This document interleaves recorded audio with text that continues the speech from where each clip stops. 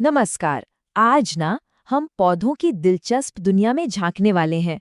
कभी सोचा है कि कैसे एक अकेला पौधा देखते ही देखते अपना पूरा कुनबा बना लेता है? मतलब इसके पीछे प्रकृति का क्या जादू है, क्या राज है? चलिए आज इसी को समझते हैं। तो सबसे बड़ा सवाल यही है कि एक पौधा कई सारे पौधों में कैसे बदल जाता है। देखिए, पौधों के पास ना इसके लिए दो बड़े ही शानदार तरीके होते हैं और आज हम इन्हीं दो तरीकों की बात करने वाले हैं। तो चलिए शुरू करते हैं। चलिए सबसे पहले पहले तरीके को देखते हैं। इसको हम आसान भाषा में कॉपी पेस्ट मेथड भी बोल सकते हैं। पौधों के लिए अपनी तादाद बढ़ाने का ये सबसे तेज और सबसे आसान तरीका है। तो इस तरीके को कहते हैं अलैंगिक प्रजनन।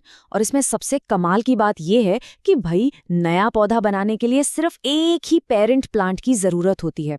और इसका नतीजा ये होता है कि जो नया पौधा बनता है ना, वो बिल्कुल अपने पेरेंट की जेरोक्स कॉपी होता है, जैसे किसी फोटोकॉपी मशीन से निकला हो। और पौधे ये कमाल कैसे करते हैं? अपने शरीर के बहुत ही आम हिस्सों से। हो सकता है कि ये सब कभी घर के बगीचे में होते हुए देखा भी हो। चलिए देखते हैं कि कैसे। जैसे मान लीजिए गुलाब की एक टहनी, मतलब उसका तना काटकर जमीन में लगा दिया तो बस नया गुलाब का पौधा उग जाता है। वैसे ही शकरकंद जैसे कुछ पौधे अपनी जड़ों से ही नए पौधे बना लेते हैं।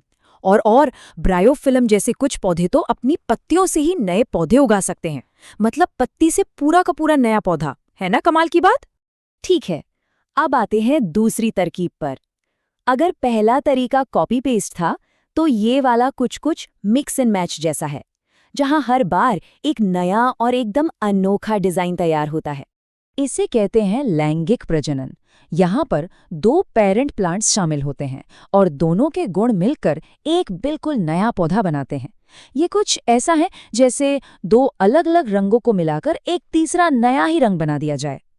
इस तरह से जो पौधे पैदा होते हैं ना, वो अपने माता पिता से थोड़े अलग और अक्सर ज्यादा मजबूत होते हैं। और इस काम के लिए कौन आगे आता है? पौधों के सबसे खूबसूरत हिस्से, यानी कि फूल। फूलों के अंदर होते हैं परागकण। फिर तितलियां, मधुमक्खियां या यहाँ तक कि हवा इन परागकणों को एक फूल से दूसरे तक पहुंचाती है और उसके बाद ही बीज बनते हैं। आम हो या गेहूं, ज्यादातर बड़े पौधे इसी तरह उगते हैं। तो हमने अब तक दो रास्ते देख लिए। चलिए अब जरा इन दोनों को आमने सामने रखकर इनके फर्क को समझते हैं। इससे ये हमेशा के लिए अच्छे से याद हो जाएगा, खासकर एग्जाम के लिए। तो देखिए, एकदम साफ है। अलैंगिक प्रजनन में एक पेरेंट तो लैंगिक में दो। अलैंगिक से बनती है हूबहू कॉपी, जिसे क्लोन कहते हैं, जबकि लैंगिक से बनता है एक अनोखा नया पौधा। अलैंगिक में तना, जड़, पत्ती जैसे हिस्से काम आते हैं, तो लैंगिक में फूल और बीज। और हाँ, एक आखिरी फर्क, अलैंगिक प्रक्रिया काफी तेज और सीधी सरल है, जबकि लैंगिक थोड़ी धीमी और ज्यादा जटिल होती है। तो यहाँ एक सवाल उठता है कि पौधों के पास ये दो दो अलग रास्ते हैं ही क्यों? मतलब इसका उन्हें क्या फायदा मिलता है? असल में ये एक टूल किट जैसा है, जिसमें हर स्थिति के लिए अलग अलग औजार हैं। जब सब कुछ ठीक ठाक हो, माहौल अच्छा हो, तो पौधे अलैंगिक प्रजनन से जल्दी जल्दी अपनी संख्या बढ़ा लेते हैं। पर जब मौसम बदलता है या कोई बीमारी फैलती है, तब लैंगिक प्रजनन से पैदा हुए नए और अलग तरह के पौधे सरवाइव कर जाते हैं। इसी लचीलेपन की वजह से पौधे हमें हर जगह दिखते हैं। चलिए एक बार फटाफट सब कुछ दोहरा लेते हैं, ताकि सारी जरूरी बातें दिमाग में बैठ जाएं। ये रहे वो मेन पॉइंट्स। तो बस इतना याद रखना है, प्रजनन के दो तरीके हैं, अलैंगिक और लैंगिक। अलैंगिक में एक पेरेंट और नतीजा होता है हूबहू कॉपी। इसमें तना, जड़ और पत्ती काम आते हैं। दूसरी तरफ लैंगिक में दो पेरेंट और नतीजा होता है एक अनोखा नया पौधा। इसमें फूल और बीज मेन रोल निभाते हैं। बस इतना ही तो है। और जाते जाते एक सवाल सबके लिए, पौधों के लंबे समय तक सर्वाइवल के लिए क्या बेहतर है, अपनी एक सटीक कॉपी बनाना या फिर हर बार एक नया और अनोखा ब्लूप्रिंट तैयार करना? सोचिएगा जरूर इस बारे में। नमस्कार। आज बात करते हैं कृषि दक्षता की, लेकिन एक बिल्कुल अलग नजरिए से। देखिए, खेती को और प्रोडक्टिव बनाने का जो सबसे बड़ा राज है, वो असल में हमारी नज़रों के ठीक सामने है, प्रकृति की अपनी ग्रोथ स्ट्रैटेजीज में। ये समझना कि पौधे कैसे ग्रो करते हैं, ये सिर्फ बायोलॉजी नहीं है, बल्कि ये तो एग्रीकल्चरल एफिशिएंसी का एक पूरा ब्लूप्रिंट है। तो फिर सवाल ये उठता है कि प्रकृति की सबसे कारगर, सबसे असरदार ग्रोथ स्ट्रैटेजीज आखिर हैं कौन सी? यही वो सवाल है जिसके इर्द गिर्द आज की हमारी ये पूरी चर्चा घूमेगी। और इसका जवाब, यकीन मानिए, खेती के भविष्य की दिशा तय कर सकता है। और जवाब कहीं दूर नहीं है, हमारे आसपास ही है। असल में प्रकृति की ये सारी रणनीतियां सिर्फ दो मुख्य तरीकों में सिमटी हुई हैं। वो दो तरीके जिनसे पौधे रिप्रोड्यूस करते हैं। सारा खेल बस इन्हीं दो मेथड्स का है। तो ठीक है, चलिए इन दोनों तरीकों को जरा गहराई से समझते हैं। लेकिन इन्हें सिर्फ बायोलॉजी की क्लास की तरह नहीं देखना है। इन्हें समझिए प्रकृति के दो बिल्कुल अलग अलग बिजनेस प्लान्स की तरह। एक प्लान जो पूरी तरह से स्केल पर फोकस करता है और दूसरा जो इनोवेशन पर। और इन दोनों में जो फर्क है वो जमीन आसमान का है। एक तरफ है अलैंगिक यानी एसेक्सुअल रिप्रोडक्शन। यहाँ एक ही पेरेंट होता है और जो संतान होती है वो जेनेटिकली एकदम हूबहू कॉपी होती है।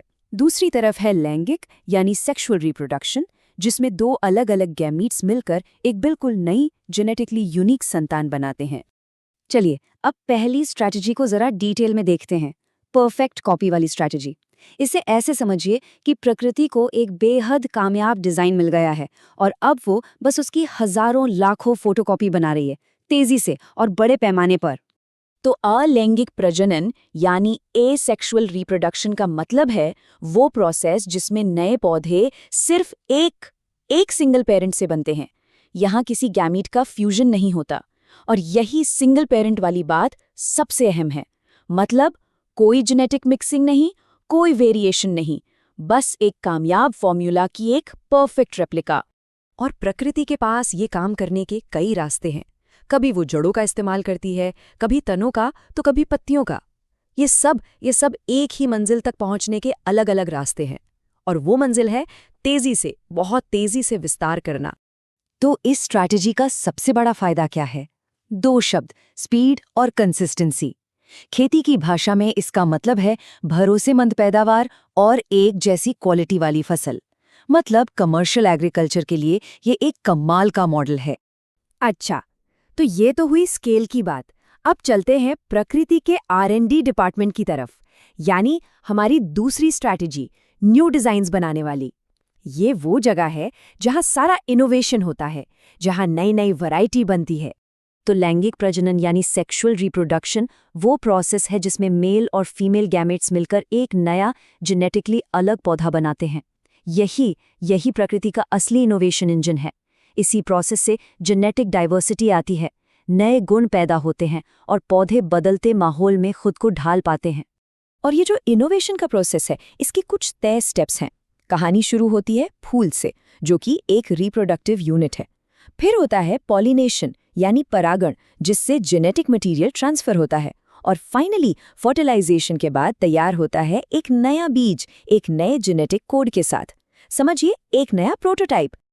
तो इस R&D वाली स्ट्रैटेजी का फाइनल आउटकम क्या है? दो चीजें, डाइवर्सिटी और एडेप्टेशन, यानी विविधता और अनुकूलन। इसी की वजह से हमें ऐसे पौधे मिलते हैं जिनमें नए नए गुण होते हैं, जो बीमारियों से बेहतर लड़ सकते हैं या जिनसे हमें ज्यादा अच्छी फसल मिल सकती है। ये वो जगह है जहां सुधार की गुंजाइश पैदा होती है। तो अब जब हम प्रकृति के इन दोनों बिजनेस प्लान्स को समझ चुके हैं, तो चलिए अब देखते हैं कि एग्रीकल्चर की दुनिया में इस प्लेबुक का इस्तेमाल कैसे किया जाता है, क्योंकि असली खेल सही समय पर सही स्ट्रैटेजी चुनने का ही है। तो ये रही पूरी पिक्चर एक नज़र में। एक तरफ है हमारी परफेक्ट कॉपी वाली स्ट्रैटेजी, जिसका जोर है स्केल और कंसिस्टेंसी पर। दूसरी तरफ है न्यू डिजाइन्स की स्ट्रैटेजी, जिसका मकसद है इनोवेशन और अडेप्टेशन। और मॉडर्न एग्रीकल्चर में कामयाबी का राज इन दोनों के बीच सही बैलेंस बनाने में ही छिपा है। तो इसका निचोड़ क्या है? निचोड़ ये है कि इन दो नेचुरल स्ट्रैटेजीज पर महारत हासिल करना, यही आज की तारीख में एग्रीकल्चरल प्रोडक्टिविटी की नींव है। ये सिर्फ जानना नहीं, बल्कि इसे समझना और लागू करना आज एक बिजनेस की जरूरत बन चुका है। तो आखिर में एक सवाल सबके लिए, जैसे जैसे दुनिया की आबादी और ज़रूरतें बढ़ रही हैं, एग्रीकल्चर का भविष्य किस पर ज्यादा टिकेगा, स्केल पर या इनोवेशन पर? क्या हमें एक कामयाब मॉडल को ही लाखों बार कॉपी करना चाहिए, या फिर लगातार नए और बेहतर मॉडल्स की खोज में लगे रहना चाहिए? शायद असली जवाब इन दोनों के एक स्मार्ट कॉम्बिनेशन में है। इस पर जरूर सोचिएगा।